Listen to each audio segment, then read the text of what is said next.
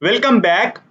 In today's lecture, I am going to focus towards convergence and continuity. Okay. And if you see the continuity is very important. Okay. Why continuity is so much important? We all are already well aware that whenever we are we are trying to model some system, we are modeling using some kind of differential equation. Suppose I have some kind of autonomous system and here x belongs to Rn. Okay, so this is autonomous system, and why we are doing modeling? Using model, I want to predict the future. Okay, and why prediction is possible? Because suppose that you are here A and you are here B. So in order to pass from A to B, you have to pass all intermediate point. Okay. So somehow, if you are able to understand the situation here, then you are able to track about the situation in between. You are also able to track some situation which is just close of the B, and in this way I can increase something. Okay, so this prediction is possible provided I have some kind of continuous path from A to B or beyond the B. Okay, if continuity is break, then I cannot able to do any kind of prediction. Okay, so whole idea of calculus is basically based on the continuity. Okay, because main theme of the calculus, whatever introduced by Newton, first they want to develop some kind of operator such that I can predict the future.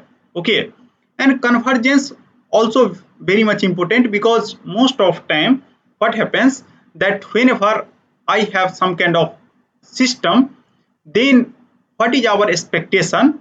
Expectation is that this system will show some kind of definite behavior.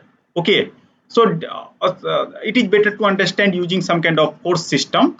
Suppose I have some kind of forcing function, so we try to design some kind of forcing function for this class of system such that whatever x, that will track some kind of xr. Okay, so again, whatever solution that is coming from here, and solution of the differential equation is obviously a function, so I have to make sure that whatever this function, that will converge to this another function or required function xr might be constant or time varying. Okay, so in this way notion of convergence is also important. Okay, so basically whenever we are dealing with the system, then most of time we are using the principle of continuity, even if we are not specifying, but inherently we are using that. Okay, so let us try to understand this convergence and continuity in further depth. Okay, so now in the previous class I have talked about two things. Okay, what I am talking, I am telling that I have some kind of a space. Okay, and a space, inside a space, now I have some kind of function. Using that function I can able to measure the length of some vector. Okay, and that is nothing but the norm. Okay, so I have some kind of a space that is called norm linear space. So here you can see that norm linear space, whenever we are going to talk about, then we are going to talk about x is nothing but some kind of vector space. Okay, and I have already told you that in engineering problem only three different classes of vectors we are talking about. Means a space where vector is going to lie, that is either represented in form of column vectors, either represented in form of some kind of functions, or they are going to represent in some kind of matrices, and combination of these, all these three. Okay, so I have some kind of a space, and inside a space, now what I am telling, that if you pick any element from this space, either that is column vectors. Okay, column vectors you can take some set of real numbers, real valued function you can take, and actually club inside this operator. Finally that will map to some kind of real number. Okay, and this real number is positive only. Okay, so it means that whatever vector, if you club here, then you are able to get the length of that vector. And I have infinite many way to talk about length of vectors. Okay, and if you remember, then if I have some kind of column vector, at that time I have defined that xi, and after that p of this, and after that you have to take summation from 1 to n, and after that 1 by p. And in this way I can take p that belongs to 1 to infinity, any value including 1 and infinity I can take. Okay, so if I have column vectors, then I can able to define the norm like this. If I have some kind of function, then I can replace this by some kind of continuous integral. Okay, and after that again similar way I can able to define the norm for the function. In today's lecture we will see that how to define norm for the matrices. So main theme is that whenever I have some kind of vector space and if I have this kind of operator, then I can able to talk about the length of the vector. Okay, now I can able to talk about length of some kind of functions. Okay, length of some kind of matrices, length of some kind of column vectors. Okay, not only that, I can able to talk about the distance between two column vectors, distance between some kind of space where two functions, so I can talk about distance between two functions. Okay, so due to that reason non-linear space is very important. Okay, now what happens that whenever I am able to talk about now distance, now using distance I can talk about the closeness, how close to two column vectors are, how close to functions are, how close to matrices are. Okay, so for that I need the definition that is called convergence. Okay, so what is meaning of that? This is just the generalization of limit. Okay, so if you remember our school time, we first read the function, and after that what basically we are talking that I have some kind of function, and if some change is changing, means I have some kind of sequence kind of things, then if I is very high, then what is the value? Okay, and we are writing that as in form of the limit. Okay, so similar kind of things I am going to generalize here. Now I have sequence xi. Okay, and xi, whenever I am writing, x is some element of this vector space, so x1i, x2i, x3i, xni, that is the notion. Okay, now what I am telling, that is going to converge to some point x0.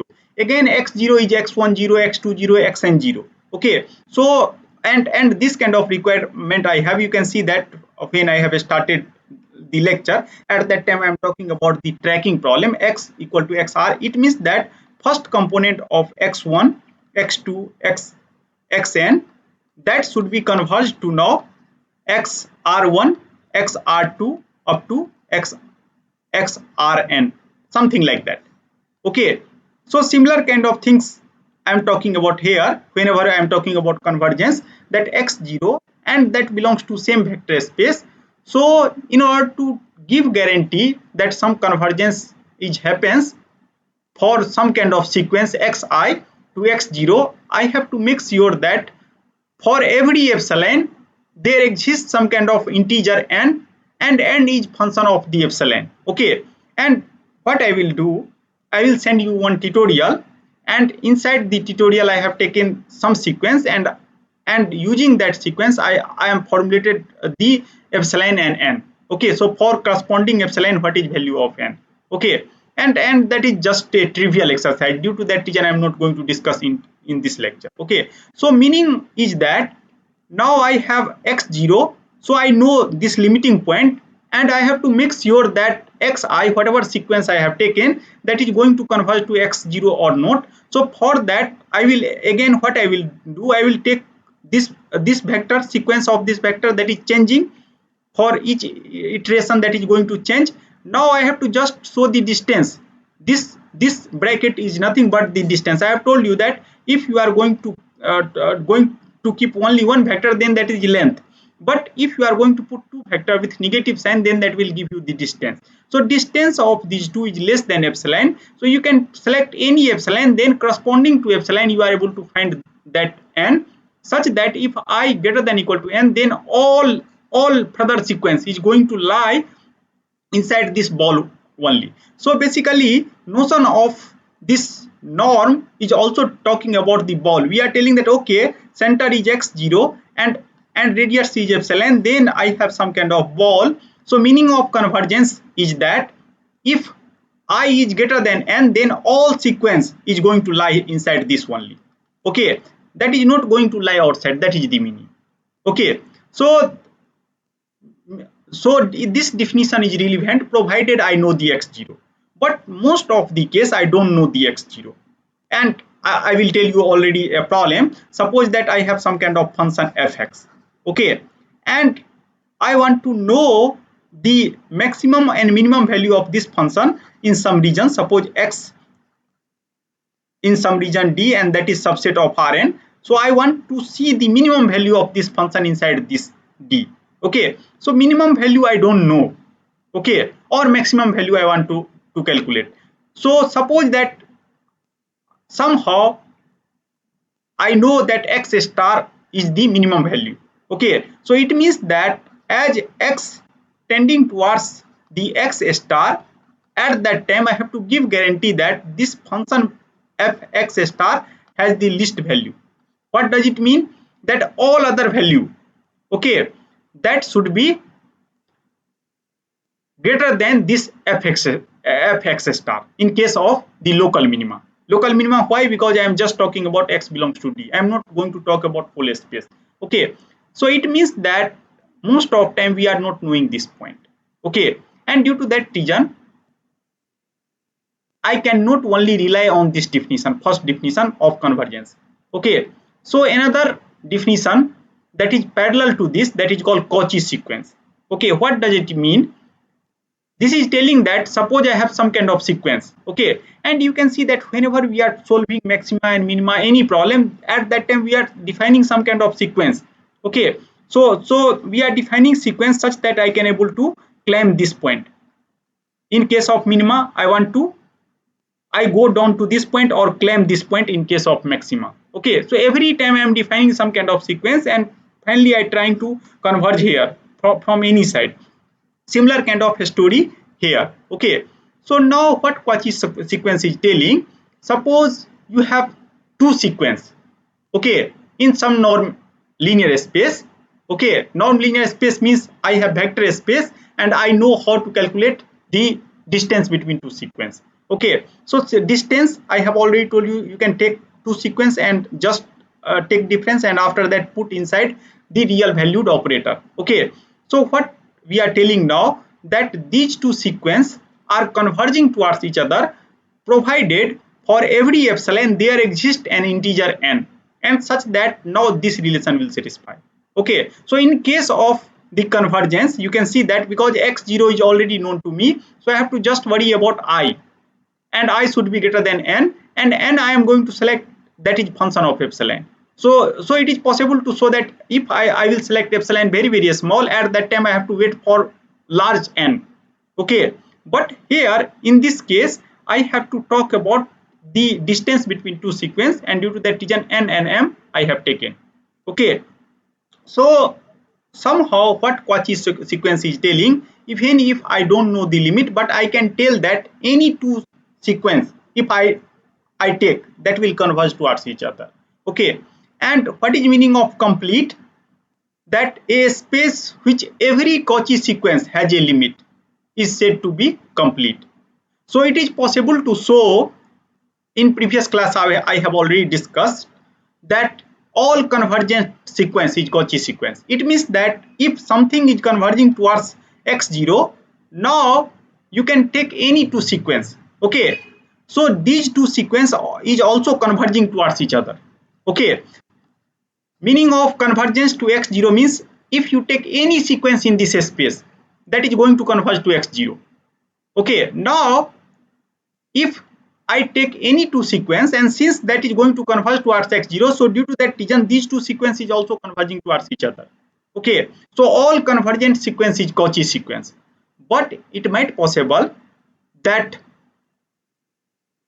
suppose I don't have limit. Okay, so it might possible in this case two sequence are converging. Okay, but they are converging or somewhere their distance is actually converging towards each other, but they will not converge towards the limit. Suppose there is no limit. Okay, so in this case I cannot tell that every Cauchy sequence is also convergent.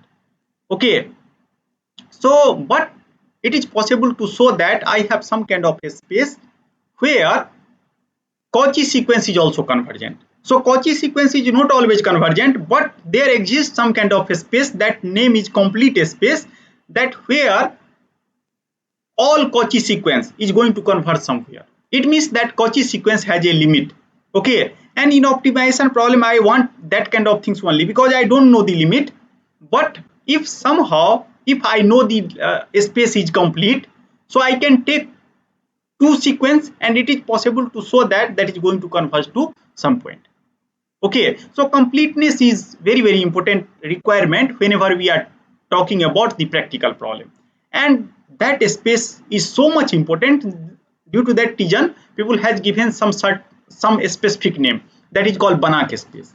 So what is meaning of Banach space? A norm linear vector space X is complete if every Cauchy sequence X has a limit in X. Okay, and a complete non-linear space is called Banach space. Okay, so whenever we are in Banach space, now there is no need to worry about the limit. Okay, I can take any two sequence and it is possible to show that both sequence is going to converge towards the limit point. Okay, so this space is very important whenever we are talking about the optimization problem, whenever we are solving the optimization problem. And why this is required? Because we are not knowing the limit. Okay, but somehow if I know that a space is complete, okay, and completeness means any two sequence finally is going to converge to the limit point only. Okay, so in this way Banach space is very important, and it is possible to show that whenever you are going to do data driven modeling, whenever you are going to do energy based modeling, every time some optimization problem is involved. So at that time, even if I don't specify a space, I am going to assume that is Banach space. Okay, so far we have just seen modeling based on first principle, modeling based on first principle, and there we are not solving any optimization problem. But whenever we are going to talk about energy based modeling, at that time we are going to solve some kind of optimization problem, even if we are not specifying, but somehow in background we are going to solve some kind of optimization problem.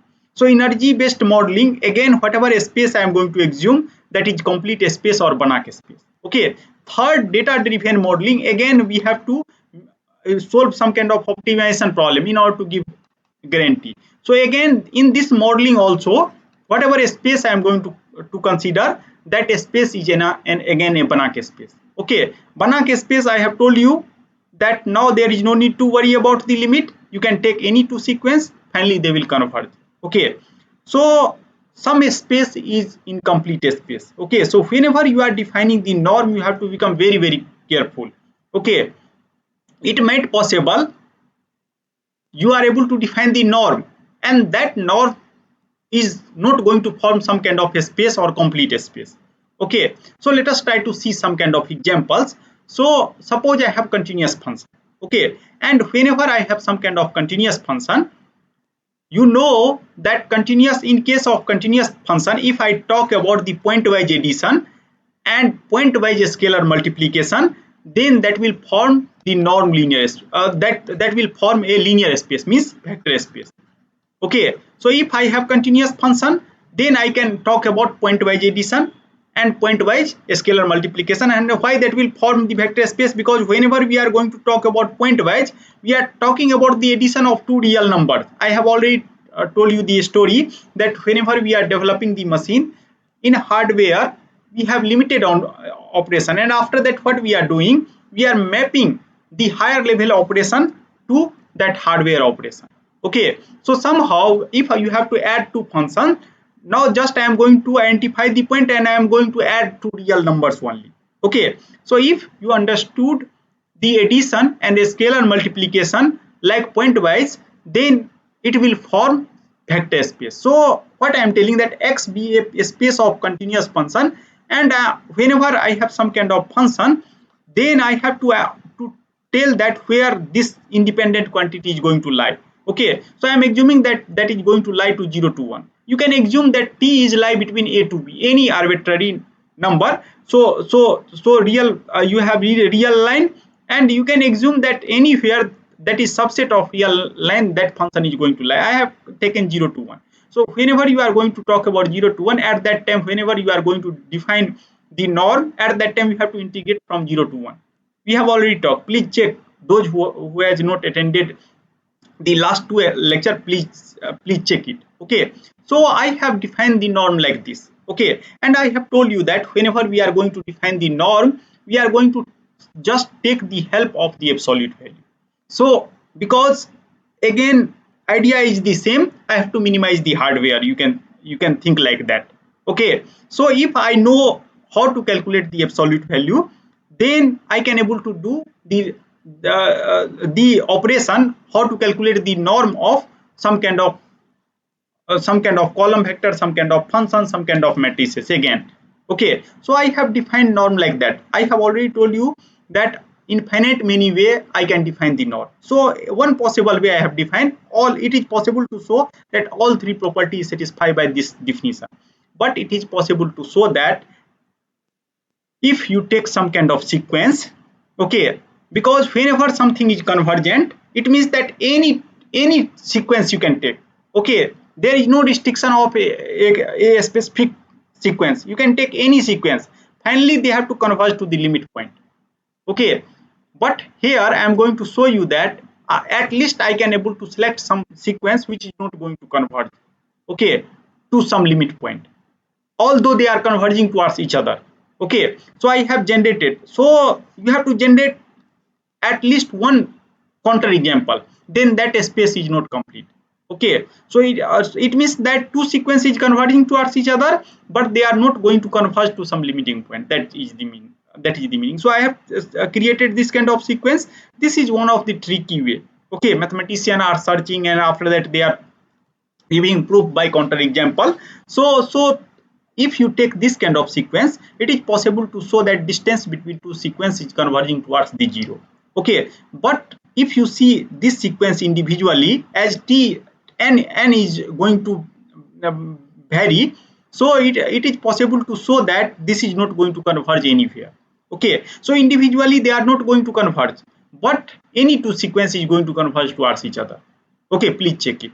Okay, so for all t is lying between 0 to 1 I have taken. Okay, so in this way this space form Cauchy Cauchy kind of sequence, means in this norm linear space I can at least talk about the Cauchy kind of convergence, but I cannot able to talk about the convergence. Okay, convergence to some point. I can tell that any two sequence is going to converge towards each other. Due to that reason, this is not complete space, this is not Banach space. Okay, now let us come to another example. Suppose if you created this kind of vector space, I have some kind of column vector. Okay, so column vector has a element zeta 1 zeta 2. It is showing like a row vector, but you can interpret some mathematics book are actually either writing like this, or here top they are writing so t transpose of this. So either you can interpret in form of column vector or row vector, that is exactly same for me. Okay, now what I am telling that I have defined norm like this. Okay, and if you generate this kind of sequence, again it is possible to show that any two sequence, if you take any two sequence you can generate, then their distance is going to converge towards the zero. It means that they are going to converge towards each other. So epsilon value I have selected very small, means that is exactly zero, and at that time I have defined what is value of n and m. Okay, so again this space is incomplete. Okay, so I have given an example of the two incomplete space. Okay, now it is possible to show that Cauchy sequence is also bounded. Okay, Cauchy sequence, whenever I am going to talk, I am going to talk about the two sequence that is converging towards each other. Okay, so now since two sequence is converging towards each other, so we are telling that for every epsilon greater than 0, at that time we are telling that there exists a n and capital N. Okay, it might possible both are function of epsilon. I can able to prove that xn minus x, that is less than equal to epsilon, for all I greater than equal to n and m, like that. We are talking about Cauchy sequence. So epsilon now for all, so you can fix some constant number. I have fixed 1. Okay, and after fixing 1, you can see that xn, I can able to write xn as a x minus xn plus xn. Now I can able to write these two like this. Okay, so it is possible to show that these two are plus 1, and xn I have some kind of sequence. So now this is also bounded. So due to that reason, bounded plus 1, that is also bounded. So any Cauchy sequence if you take, that is bounded.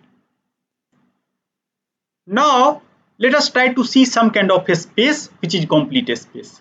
Okay, so what we have seen that in the previous example, that if I have taken the space of continuous function, and at that time if I define the norm like this dt, then this space with respect to this norm is not complete. Okay, and due to that reason, what I am going to do, I am going to not define norm like this.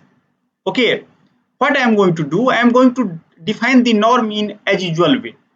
Okay, as usual way means I am going to avoid this kind of norm, and I am going to define whatever norm for function, as usual norm I am going to define. Okay, and it is possible to show that with respect to that norm, this space is again complete. Okay, so first, if you have continuous function, and if I have some kind of norm, okay, norm I have already talked about. Whenever I have function, then how to define the norm, please check the previous lecture. Okay, so I am just going to talk about that norm. I am not going to talk about this special norm.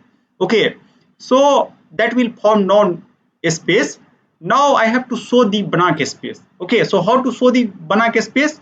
So at least I know two things. I have some kind of vector space, and vector space contain the continuous function, and their argument is going to lie from 0 to 1.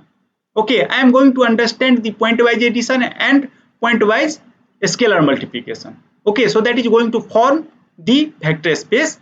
Now I have defined the norm. Okay, you can define any p norm, standard p norm. Now what I am going to do, that I am going to talk about the convergence. Okay, so in order to talk about the Banach space, I have to show that all Cauchy sequence is convergent sequence. Okay, because we already know that any convergent sequence is Cauchy sequence. Okay, so this is obvious. So there is no need to prove, start with convergence sequence and then prove the Cauchy sequence. You can start like this. You can consider some sequence as a Cauchy sequence and then prove that Cauchy sequence is the convergent sequence, and that is true for any Cauchy sequence that you have to do. Okay, so to prove C01 is complete, means Banach space, it is necessary to show that every Cauchy sequence has a limit. Okay, limit means that is going to converge somewhere in this space, whatever space. C means continuous function. Okay, and C1 if you are writing, then we are assuming that that is one time continuously differentiable. C0 if you are writing, that is just continuous. C2 means two time continuously differentiable. Similarly, you can write C infinity means whatever element inside the space that is infinite many time differentiable. Okay, so here I am assuming C1. C1 means that is at least one time continuous and differentiable. Okay, now xn is Cauchy sequence. Now what I have to show, that if there is a Cauchy sequence, then there exists a limit. Okay, so what I have done, I know that argument is going to lie from 0 to 1. I have taken two sequence xn and xm. Okay, so and I know there exists a continuous function.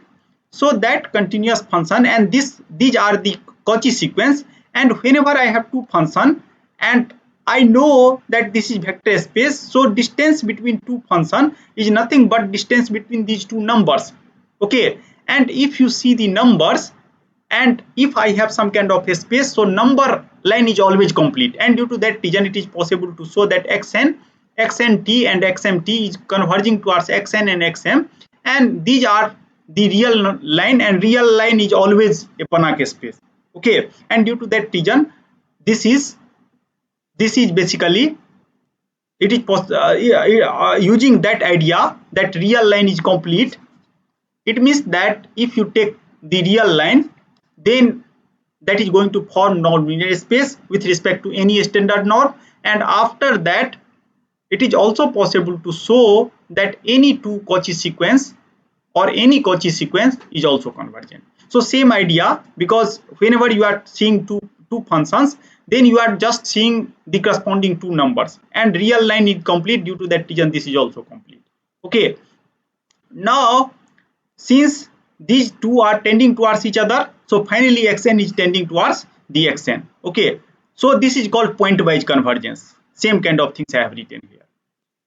Now we have to show that convergence is uniform. Uniform means if you start anywhere between t0 to 1, okay, I can able to show that 2xn minus xt is limiting point, that is less than epsilon. Okay, so what I have selected, in order to show the convergence, I have selected epsilon, and I have chosen n such that xn minus xm less than epsilon by 2, because for all epsilon that is valid, so I can select epsilon by 2. Okay, now xn t minus xn, by using the norm inequality, I can write like this. Okay, and after that, now I know that xn minus xm is epsilon by 2, so I will select this, because xm, any sequence, is going to converge to xt. From this proof I know, from this Cauchy, then I have convergence.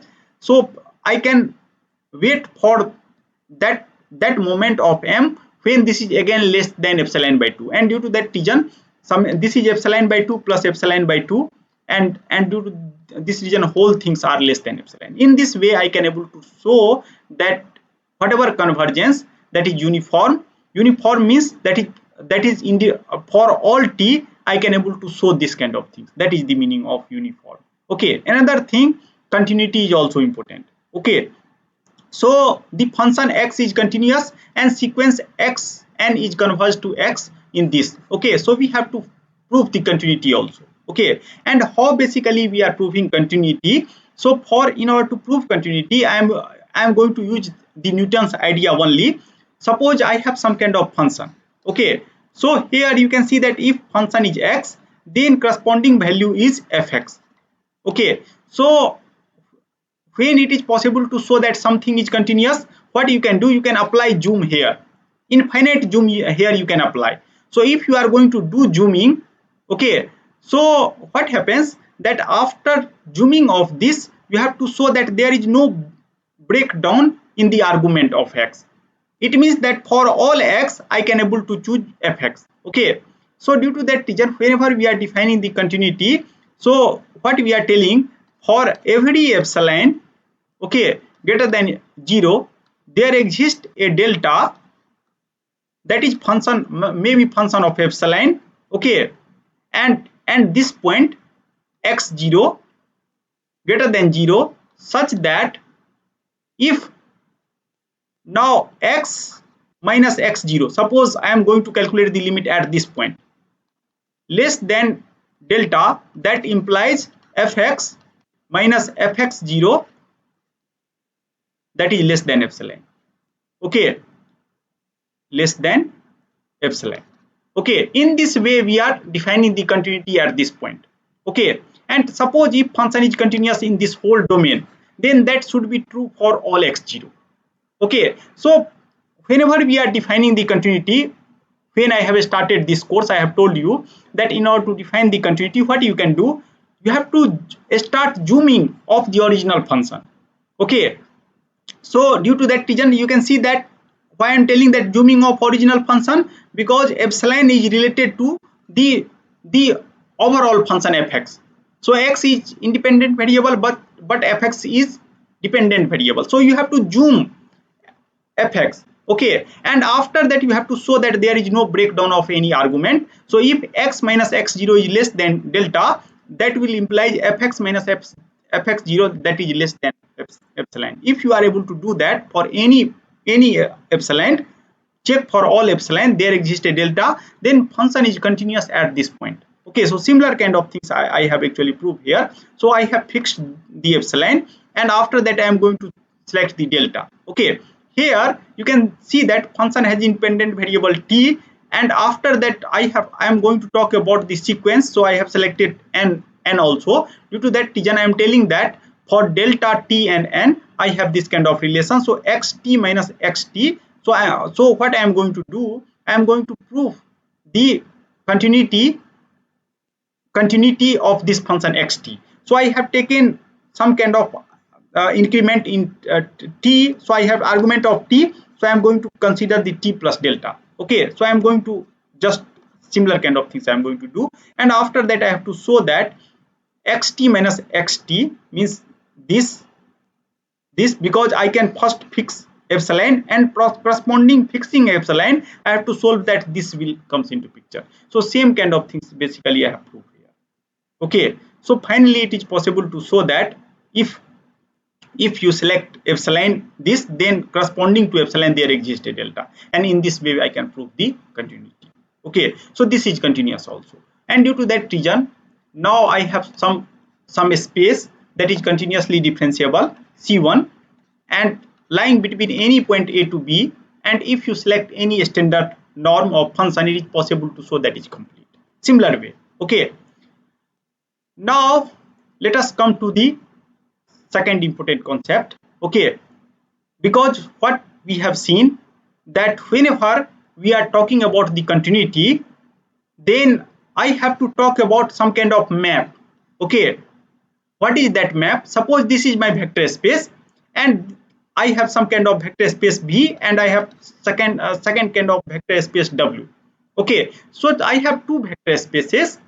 Now what I am going to do, that I am going to check that if there exists some kind of function that is mapping from one vector space to another vector space W, under what condition. Okay, if I apply this map such that this is also vector space means they will satisfy two property, vector addition and scalar multiplication, and similar kind of things exist. Okay, so due to that reason I have written here that mathematician has defined the notion of vector space. Vector space means they have selected some element that is called field for our real application, that is real number. Okay, a line from minus infinity to plus infinity or complex number you can select, and after that I have defined operation in two way, that is vector addition and scalar multiplication. And after that what we have done, that we have checked some kind of 10 axioms, and we are telling that there is a vector space, and after that then he looks for a natural class of transformation which preserve the notion. It means that if this is vector space, then I am going to apply some kind of transformation or some kind of function you can tell. Okay, so function and transformation I am not going to distinguish in this class. I am assuming that okay, this function is mapping from one vector space to another vector space. So either you can tell function or transformation, both are exactly the same. Now I have to make sure that that will preserve the notion.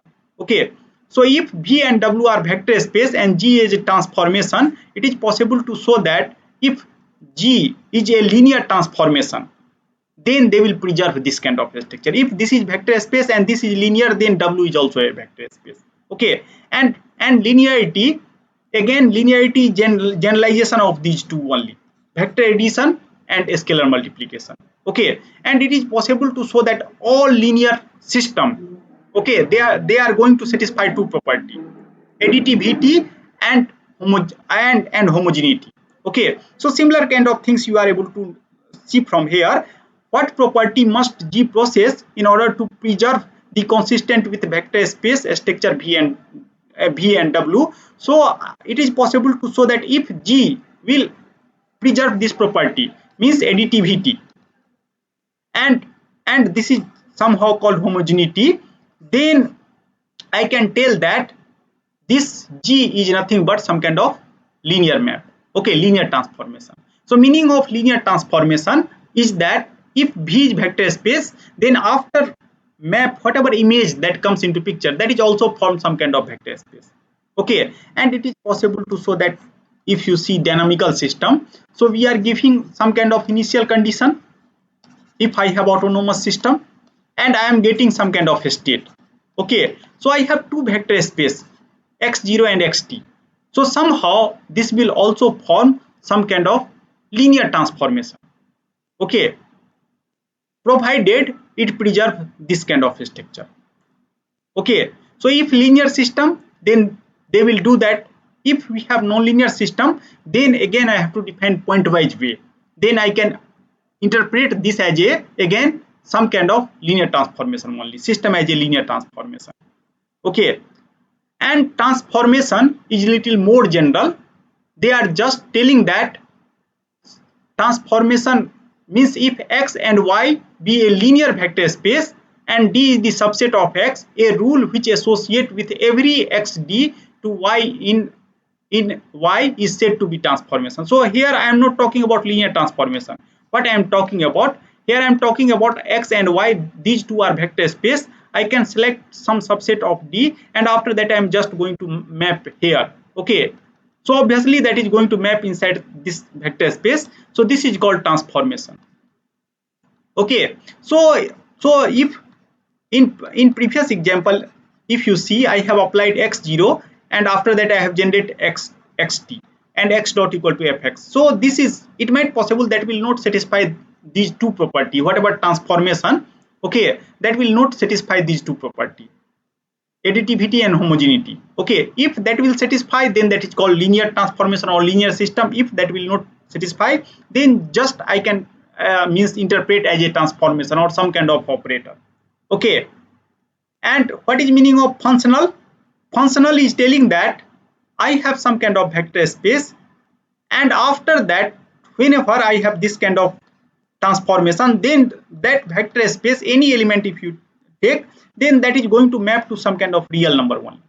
Okay, then if that is able to map to some real number, even if you can take some element where each element in form of functions, and if that will map to real number, again I can tell that as a function. So I have given some example.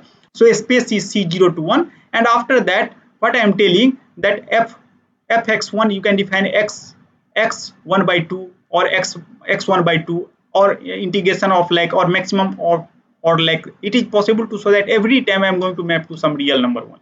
Okay, so this is the example of the functional. Okay, and whenever we are solving optimization problem, at that time basically if you see our system, then x dot equal to ax plus bu linear system, and whatever optimization function we are defining, okay, again we are defining like functional. Why functional? Because if I have something that map to real number, then I can able to compare it. Okay, comparison is very important, and in general way I can able to define the transformation, linear transformation. I have already talked about this. Okay, so this is just for the completion, and after that if I have this kind of transformation, it is possible to show that is linear transformation. Please just check that all two property, additivity and homogeneity kind of property will satisfy or not. Okay, so now continuity I have already defined. So whenever I am talking about continuity, it means that I have some kind of vector space, okay, and x, and I have some kind of vector space y. Okay, now inside this vector space you can define any node, and in this space you can define any other node. Okay, it might possible these two norms are same or different, that doesn't matter. Okay, now we are telling that if this mapping from here to here, if this is continuous, then what is the situation? In this space, if you form some kind of ball, then corresponding to this ball there exists one ball in this space. Okay, and due to that reason you can see here the transformation T mapping from norm space X. Norm, why norm? Because if I don't take norm, I cannot able to talk about the ball. Okay, so this transformation T or mapping T is continuous provided I have vector space, and along with vector space I have some notion to talk about the distance. Okay, and due to that reason I am telling that a transformation T mapping from norm x into a norm y is continuous at x0 equal to x, if for every epsilon there exists a delta. And what is epsilon? Epsilon is connected to the mapped space. Okay, so whenever you have to talk about continuity, at that time you have to make sure that first you have to form some kind of ball about some point. Suppose if you are talking about continuity at x0. Okay, so at x0, what you can do, you can see that in order to talk about continuity of x0, first you can see the map of x0. So that is tx0, and you can take some point x and corresponding to that tx, and after that you can see the distance between these two, that is going to form some kind of ball, and corresponding to epsilon ball there exists a delta ball. Okay, and delta is here function of epsilon and x0. Then I can tell that this map T is continuous. Okay, whenever we are talking about the continuous or uniformly continuous, at that time this delta is not depending on x0. Okay, so a transformation T is mapping a non-linear space x into a non-linear space y is continuous at point x0 if we are telling that xn tending towards x0, then txn tending towards tx0. So this relation is satisfied. So if I select delta ball that is near to 0, then epsilon ball is also near to 0. So a reverse way we are going to do. And I have already told you that why we are doing in reverse way, because zooming operation I can only apply to the output function. Okay, and due to that reason, so uniform continuity, we have to show that whatever delta, that is just function of epsilon, not function of x0. Okay, then that is called uniformly, transformation is called uniformly continuous. So in this way we are going to define the continuity. Okay, now unit vector, you might have seen that what we have to do, using the help of norm I can able to, help of distance I can able to define the unit vector. Okay, so that vector and divided by the magnitude of that. Okay, now what we have seen, that I can able to define the, this is called length of vector in different way. So it is possible to show that if you are going to change the norm, then what happens, that your unit vector is going to become different. Okay, so whenever now you are going to define the unit vector, then please be careful what kind of norm you are using. So using every norm, it is possible to show that one can define the unit vector. So I have first example I have taken the two norm, and after that one norm, and after that I have taken the infinity norm. Okay, similar kind of exercise you can able to do for function also. So I have this kind of function, and again I am going to talk about unit vector for some function. Okay, so during school time you are just talking about unit vector when you have some kind of a stack of the real number. Now using the help of norm, because norm you can also able to define for function, so you can able to do same kind of things for function or polynomial also. Okay, and it is possible to show. Now you can see that suppose I have some kind of a space x1 and x2. Okay, column vector. Okay, so every element in two-dimensional space I am talking about. So this is some kind of real number, and this is also some kind of real number. Okay, and if you talk about the norm, so I can able to define norm in different way. You can see that different geometrical space that is going to capture if you are going to talk about unit vector. So suppose if unit vector I am talking about magnitude of this equal to unity, if you are going to talk about the one norm, so what is meaning of one norm, that is x1 plus x2 that is equal to 1. So this is the plot of this. Okay, so this is only able to capture this kind of region. Suppose if you have to capture this kind of geometrical region, then you have to define two norm, that is nothing but x1 square plus x2 square equal to 1. If you have to define the infinite, this kind of a space, suppose that if you have to capture this kind of a space in some physical problem, then you have to define infinity norm. Okay, and how to define max of xi that equal to 1, and due to that reason this shape comes into picture. So if you are using different norm, so they will capture different spaces. Okay, now suppose you have matrices. Okay, so you can see what basically matrix is doing. Suppose this is matrix, and if you apply x, then finally if you apply some vector to this matrix A, that is going to transform that vector. Okay, and due to that reason, it is possible to show that whenever we are defining the matrix norm, then we are telling that matrix norm tell us how much linear transformation stretch the vector relative to given norm. Okay, so I know how to calculate the norm of this vector. So basically, whenever we are talking about the matrix norm, then they are just talking about the stretching. Okay, so suppose that if I will define some unit, you can take any norm, and I am just going to talk about unit norm. Okay, so I will see the unit vector, and I know the plot of unit vector for 3 different cases. You can able to do for p norm also, means 3 norm, 4 norm, 5 norm, different spaces that going to comes into picture. So it is possible to show that if you are going to talk about one norm of matrices, okay, so one norm of any matrix is nothing but the largest column absolute sum. Okay, so and what you have to do, because whenever I am going to talk about norm of some matrices, and suppose this is 2 cross 2 matrix. Okay, so 2 cross 2 matrix, so first I have to plot this and I have to see the stretching. Okay, and largest column sum means suppose you have something like 4. Okay, so what you can do, you can take the absolute value of each and take the sum, take absolute value and sum, whatever maximum one, if you take that, that will give the one norm. Okay, and one norm is just telling you the relative stretching. Similarly, you are able to define the two norm of the matrices, and that is talk about the stretching of this. Okay, stretching of this norm.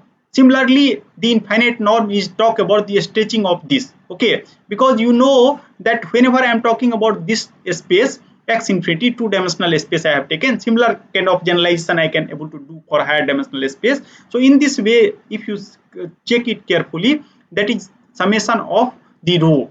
Okay, maximum row. So now you have to take the row vector, absolute value of each, and then you have to check the maximum number. So suppose if you have matrix, then you are able to talk about the length of matrix like this. Okay, and this inequality is obvious, you all are already well aware. Okay, so now it is time to conclude the today's lecture. So in today's lecture, I have started with non-linear space, I have talked about the complete space, and after that I have talked about the continuity and convergence, and finally I have talked about the unit vector. Okay, so for now, a space either in column vector, functions, matrices, you are able to define the unit vector. Okay, and after that, finally, I have also talked about the matrix norm. Several practical application we are going to use the matrix norm.